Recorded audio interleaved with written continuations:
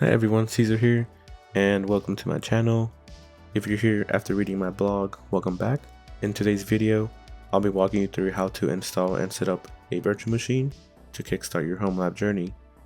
The virtual machine we'll be installing in this tutorial ties into my next video, where I'll be introducing you to Active Directory.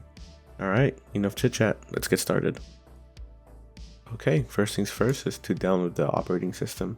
In this video, we'll be downloading Windows Server 2022. It's what I had previously downloaded before the release of Windows Server 2025.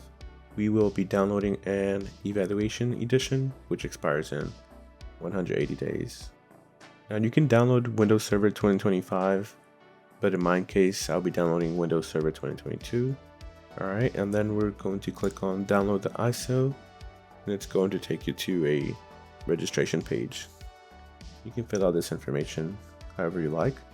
Once you're done, you want to click on download now, and it will take you to the download page. On here, we want to select the English version 64-bit edition.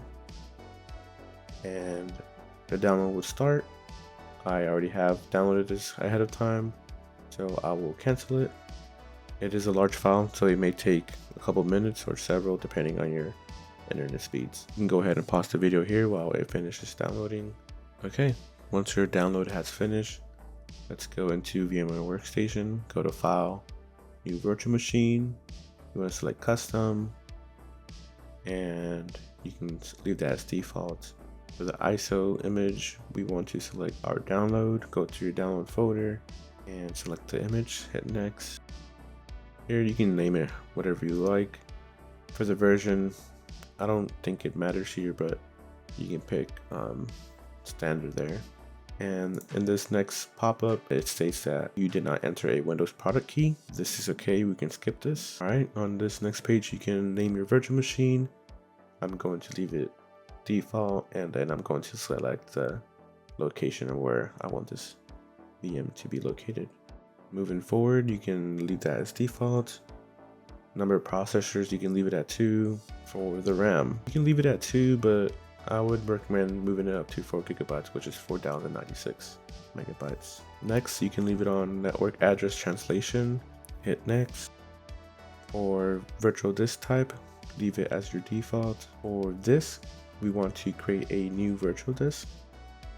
Okay, and for disk size, we want to select store virtual disk as a single file and leave it at 60 GB. Okay, on this section we'll be creating the disk file, and you can select the location for it.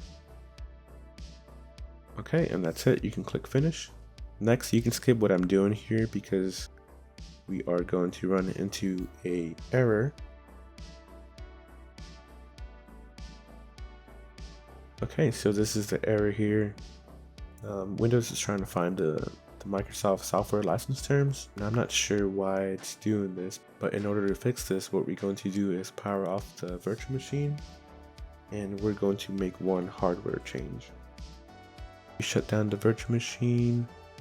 You want to go into edit virtual machine settings, floppy, and right where it says connect at power on, you want to uncheck this box and then hit save. Okay, and now we can start our virtual machine, and it's going to boot up with no issues. As you can see, we now have the setup screen. We can hit next, install now. This part will take several seconds.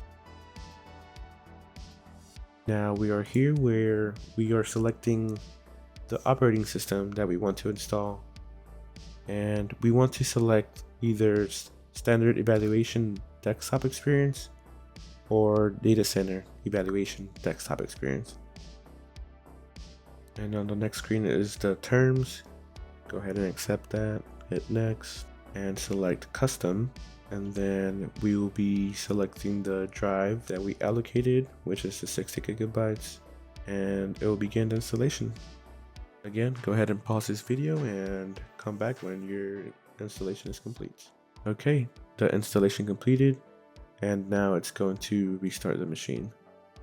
On boot up, it's going to get your system ready, and the next screen that we'll be getting is entering an admin password. Here you can type any password you like, It does have to meet the requirements, so make sure you type a somewhat decent password.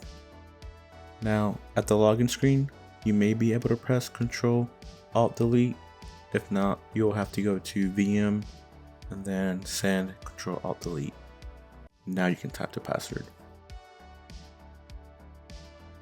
Okay, the system has loaded, and now you have a fully running virtual machine with Windows Server 2022. The possibilities are endless. You can explore, play around, and even break things just to see what would happen. It's all a part of the learning experience. In my next video, I'll introduce you to Active Directory, where we'll cover creating a domain controller, setting up users, security groups, and more of the basics. Stay tuned for that. Thank you for watching this video, and I hope you have a good one wherever you are. Peace.